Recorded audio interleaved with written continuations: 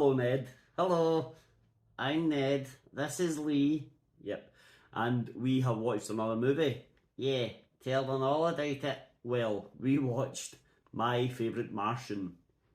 Yeah. Oh, let's get into it. So, My Favourite Martian is a Disney movie and it's from 1999 and lasts 1 hour 35 minutes. Long enough. And it stars Christopher Lloyd, Jeff Daniels, Liz Hurley, and Daryll Hannah. And it's a family comedy, and we sat and watched the whole thing, didn't we? Yeah, at least it's short. Yeah, well. So, at the start of the movie, we meet Jeff Daniels, who is playing a character called Tim O'Hara. He works for a television news station. Yeah, he's a producer. Yeah, and he keeps getting fobbed off with little non-stories like go and report at this beach party, talk to the old people about the dangers of staying out in the sun. Yeah, that he fancies the Doss's daughter, and the Doss is not happy. He's not. But then the Doss's daughter is Elizabeth Hurley, so you know. Well, that aside, he finally convinces the boss to take on a big story, and there is a space shuttle launching that very afternoon. Yeah, it's the first one for a while, so it's a big story. So Tim goes to cover the story. He's in the van feeding lines to Liz Hurley. What's her name again? Liz Hurley? No, what's her character name? Oh, Grace. Yeah, that's right. So Grace is on camera, she's on-screen reporter, and Tim's feeding her some lines. At the end of the live broadcast, Tim says into his microphone, "Oh, you're so pretty." And Elizabeth Hurley, Grace thinks he's still telling her lines to say, so she says it to this much older man that she's interviewing. Yeah, and the guy's like, "Yes, I'll lead my life for you." Well, he doesn't say anything like that. No, but you can tell. And he's Liz Hurley, right? It's 1999, Liz Hurley, right? Okay, enough for your Liz Hurley love. Hello, Liz. She's not watching. So we find out that a comet is flying through the air on this particular night, and it's coming down to Earth just as the shuttle is leaving Earth. Yeah, and Tim finds out he's in trouble at the station because he made Liz Hurley say, "You're so pretty" to an old man. So his job's on the line. That he's driving home alone, and he's almost crashed into by this comet. Yeah, but it's not actually a comet, is it? It's actually a spaceship. Yeah, I mean it's not a terrible special effects. No, the film's got a budget. Yeah. So it's an alien spacecraft which has crash landed. Tim rushes out to see what it is, what's happening.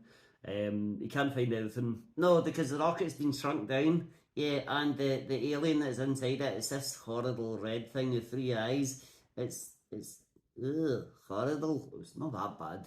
It's not a cute alien. Right, okay. Well, he decides to go investigate anyway. And the alien hide behind the rock. Yeah, he's teething. He's peeping, yeah. Yeah, a teething alien. Yeah, right, okay. Anyway, Tim finds a little rocket ship which has been shrunk down. He picks it up. Yeah, so I guess when things are shrunk down in this movie and in Ant-Man, they lose all weight as well. You've never thought about that? Because even in Ant-Man, they shrink down like a building. Yeah, and someone just picks it up and puts it in their pocket. Yeah, good point. Yeah. So while Tim is picking up the rocket ship, this alien speaks just to itself. Yeah, it says, "You, Nan."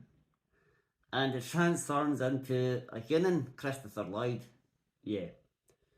And then it turns invisible for some reason, and it goes into Tim's dick.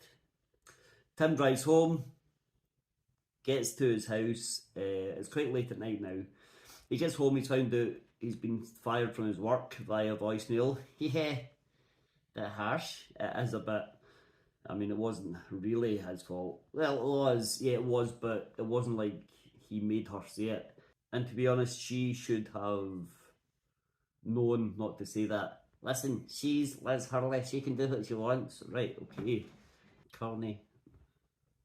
Before he can set foot in his house though, his nosy neighbour, Mrs. Brown, Mrs. Brown, she comes along and she's cooked them brownies, for some reason.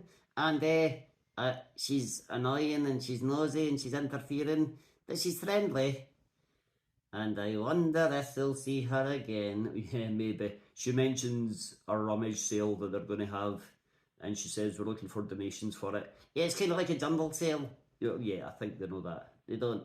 So the alien, back in his Christopher Lloyd form, he breaks into Tim's house while Tim is getting ready for bed. But Tim hears him and he knocks him out with a golf club. Yeah, that'll teach you. Hideous alien. Well, it's Christopher Lloyd. Hideous Christopher Lloyd. He's not... Sorry, Mr. Lloyd. But then the alien's suit comes to life. Yeah, that's a living thing apparently. And it beats up Tim and knocks him out. And it's talking, oh, and shut up. No, it won't shut up. Like you. Now, one of Tim's friends from the news crew, the camera operator, Lizzie, she comes around. This is Daryll Hannah, by the way. Hi, right, stop that. She comes round to say hello to him. Yeah, even though it's the middle of the night. Yeah, it's a bit late to turn up. But anyway, she does. And Christopher Lloyd wakes up and he takes Tim's form. Yeah, and he's like, hello, fellow human. That sort of shtick. Yeah. And he just forces a kiss on her. Yep. And then kicks her out the house. And she seems quite happy and leaves. Yeah, don't try that at home. So with this being a family movie about an alien, of course there are shady, dodgy government officials hunting the alien. Yeah, there's like an old guy with white hair, he's the boss. And then there's a doctor, a professor who's been trying to prove the existence of aliens for decades, and his name is Dr. Elliot Coli. Dr. E. Coli.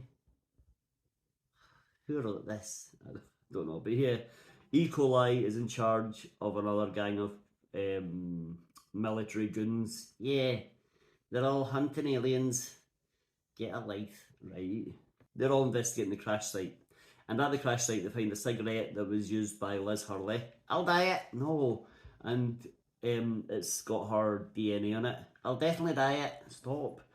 And they take it for testing to find out whose it was. Yeah. Next morning, Tim wakes up and he meets the alien, but he is stuck to the wall. Yeah, the alien's using some sort of finger trick and just holding him up against the wall with like an invisible telepathic beam, I suppose. Sure. We find out the alien is actually a Martian. Yeah, that means he's from Mars. Yeah, they don't. They do. They don't. They do. They do now. Right, whatever. The Martian is speaking to Tim. And then the doorbell goes, and it's Mrs. Brown. Yeah, and so they answer the door, and Tim says, come in here, look at this. There's a spaceship, and there's an alien, and there's a talking suit. That Mrs. Brown walks in, and it's just Christopher Lloyd sitting on the sofa, and he says, "Hello, I'm Uncle Martin." Seriously, who writes this? Now Tim kind of wants everyone to know that this is a Martian because it'll be a big story. He'll get his job back. He'll be a famous reporter. Yeah, but he also kind of wants rid of him. So the alien says, I need a few supplies. Tim says, well, let's go shopping. Yeah. So they go shopping. And they live in this little sort of seaside town. So they go down and they find some clothes. Uncle Martin, the Martian, he finds some human clothes. The suit is feeling a bit neglected because he's not getting worn anymore because he's this big shiny silver spacesuit. Yeah, so he decides to touch up the female assistant in the shop. He slapped her bottom. Yeah, don't do that. No, don't do that. While they're there, the alien suit drops a load of pieces of gum. Yeah, and it's special gun, it's Martian gun. And it turns out the gun is actually what is making Narton maintain his human form. Oh yeah, that's right. There's one piece of gun, this black and pink piece of gun, called Vnox 7. Yeah, Vnox 7.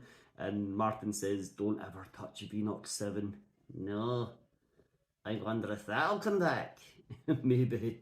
So the reason they've gone shopping other than for clothes is for comedy. Well, other for clothes and for comedy for us.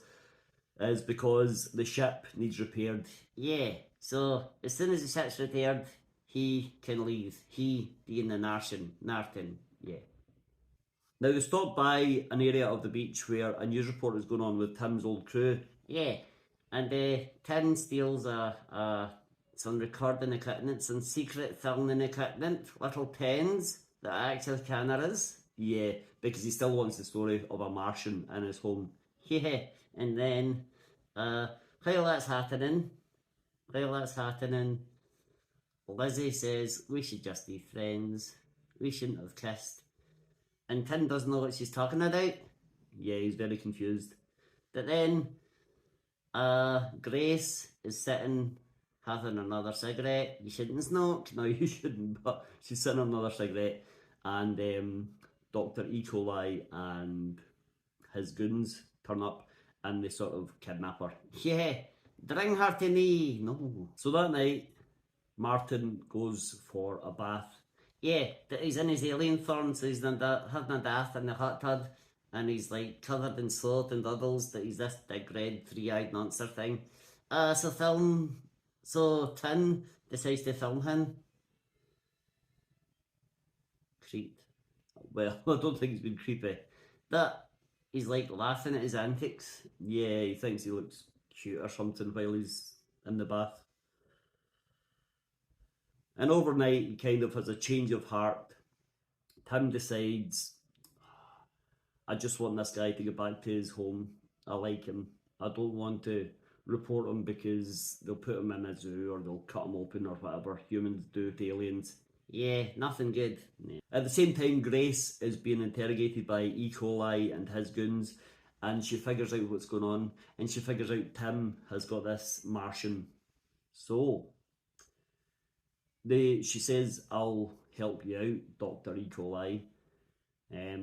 Let me have the story and I'll let you have the Martian. So they make an agreement. Yeah, so she turns up at his house, Tim's house, I mean, and she's looking very nice, right?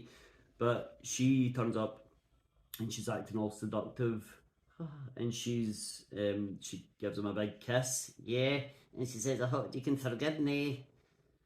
But she's actually just there to snoop. Yeah, so she finds the videos that Tin recorded of Martian, and she steals them and leaves. Just at the same time, Lizzie turns up and she thinks, oh, Tim's going out with Grace, fine then. And she goes in a big huff, doesn't she? Yeah, and she tries to storm out, and she doesn't believe him when he says, there's a Martian in the house, there's a Martian in the house. So she starts to leave, but then she sees the rocket ship, and she goes inside it with the suit. Zoot, by the way. The suit's name is Zoot. That is Zoot, the suit. Yeah, so they both go on the rocket ship, and then the rocket ship gets shrunk down, and they're trapped inside. I guess they are. So because Grace has taken the videotape, she's gone straight to the TV station, and she says, this is incredible, huge news. I'm going to put this on nationwide TV, and I'll become a massive celebrity as a reporter. I broke the story that there are Martians among us. Yeah, so Tin races to the TV station, switches the date, and guess what? Narton is also there, Narton the Martian, and he ties up Liz Hurley, he ties up Grace, and he takes her form. He pretends to be her, and he goes and does a news report, and it's a nonsense news report because the video is nothing, it's just old people at a beach, and she's talking gibberish. Well, he's talking gibberish. She's talking gibberish. He's talking gibberish as her talking gibberish. Right, okay. We get it. Yeah. As Tim and Martin are leaving the studio, Dr. E. coli and his goons turn up to the TV station, and they're looking for Martin, they're looking for Tim, They've just missed him, but they pass a room where Grace is tied up to a chair. Yeah, and Dr. Coley says, "You guys go on ahead. I need to investigate her for alien thorn." Yeah, so she's tied up to a chair, and he goes in and closes the door behind him, looking all sleazy, and yeah, he should be in jail. He should be. Anyway, while this is all going on, Mrs. Brown is for some reason in Tim's home, and she decides to help herself to something for the rummage sale, and she sees a little, what she thinks is a toy rocket ship. Yeah, so she takes it and sticks it in her car and drives off. Tim and Martin realise what's happened, so they start to follow her in the car, but they're also being pursued by the goons, and Dr. Coley, who's very pleased with himself. And they're driving along, and Martin uses his special ray to shrink the car. Yeah, and it's clearly just a remote control toy car, doesn't it? Puts an effort in. It doesn't look that bad. It does. The government keep chasing them, and they manage to drive down a drain, and you know, it's a whole cater. They re-emerge in a toilet. Yeah, just as a large nan with a large daughter is just about to take a large toot. Yeah, this guy takes his trousers down, sits in the toilet, and Tim and Christopher Lloyd are looking up at his bottom, and the guy says, "I shouldn't have had those nachos," or something like that. And Tim says, "Do it," to Martin. And Martin presses the button and re-enlarges the car. Yeah, almost killed the guy. He's just had a joddy. Right, they don't know what that is. He's just had a poop. Right, okay. Well, yeah, but they almost kill him. They smash up his house completely. Yeah. Poor guy. He done nothing wrong. It's just human bodily functions. So, they make it to the rummage sale. Mrs. Brown gets a big kiss from Martin. Yeah, she is delighted. And then they manage to get the rocket ship back. Yeah. Looks like it's all going to go well. And then Martin faints. Well, it looks like he faints, but he's actually been tranquilised by Dr. Coley and his goons. Yeah, bad times. We cut to a lab where Martin is being operated on. They're looking at cutting him open, but they realise he's not going to be alive much longer. In another part of the lab, other guys are examining the rocket ship, which is still toy size. Tim tricks him into pressing the button to re-enlarge the ship, causing that to be free at least, and unexaminable by these scientists. Lizzie and Zoot come out of the rocket. Yeah, and Zoot the suit scares off some security guards by being a talking suit. You know, yeah. But then there are these two really big, really mean security guards, and they end up fighting the suit. Yeah, so one of them gets beaten up, and the other one just shoots the suit. Yeah, the suit's not well after that. And it looks like Lizzie and Tim are going to be arrested, or even worse, something worse done to them by these security guards. Yeah, so the suit, even though he's weak, he says, "Here, eat this." And he gives Lizzie the Vinox 7, that little chewing gum, the black and pink stuff you're not supposed to eat. She eats it, and she becomes this giant hideous monster, and she takes out the guards, and I think, does she eat them? I don't remember, I hope not. I think she does. She might, actually. And then she spits out the gum and returns to her former self. Yeah. In the lab, it looks like Martin has passed away, because Dr. E. Coli sends all his helpers out, and he uses little electric paddles, and he's got clear, and zapping him, trying to revive him, trying to bring him back to life. Yeah, it's not good. But then Tim goes up and takes the paddles off Dr. Coli and zaps him and the daughter. Yeah, I think so. And he passes out. So Tim and Lizzie, they take the suit, put it onto Martin's body, and it revives them both. They both sort of heal each other. Oh, that's nice. Yeah, so they're both alive. both back to full health pretty much. Yep. And they all escape. Tim and Lizzie say some farewells to Martin and Zoot and the ship. Yeah, and they're just about to go, then guess who turns up again? Dr. E. coli, the pervert. Looks like it's the end. It looks like it's curtains for Martin and Tim and Zoot and Lizzie. But then the head of this government team, the guy with the white hair, remember him? He turns up and he says, let them go. And it turns out he's a Martian. This whole time he's been here since 1964 and he's been hunting the Martian trying to get left home. So he zaps Dr. Coli and makes him dizzy and unconscious, really. And that's it again. Oh yeah. And that takes care of that. Martin and Lizzie say a quick goodbye this time. Martin and Zoot get in the spaceship. Lizzie and Tim wave them off and they fly off up to the stars. But before that, they take the head of the government with them. He wants to go home to Mars. Yeah, he says, thanks for finding them, goodbye. And that's it. They fly off into the stars. And is that the end? Not yet, not yet. Because as Tim and Lizzie are looking up at the stars, watching the ship fly off, Dr. Coli wakes up again. Yep. And he finds something on the ground, and it's a piece of gum. Yeah, it's a piece of Martian gum. He picks up and he says, this is proof. And he starts to chew it for some reason, even though it's been, in an alien's mouth and it's been on the dusty ground. He decides to just eat it. Yeah, and he becomes a huge Martian.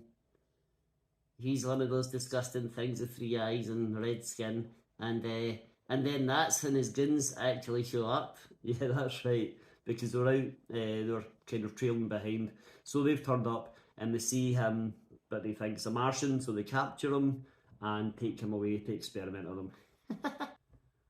And as always with these movies, as the government goons are coming in and arresting this Martian or taking him away or whatever, there are loads and loads of them. There's like 20 armed guards running in to do this.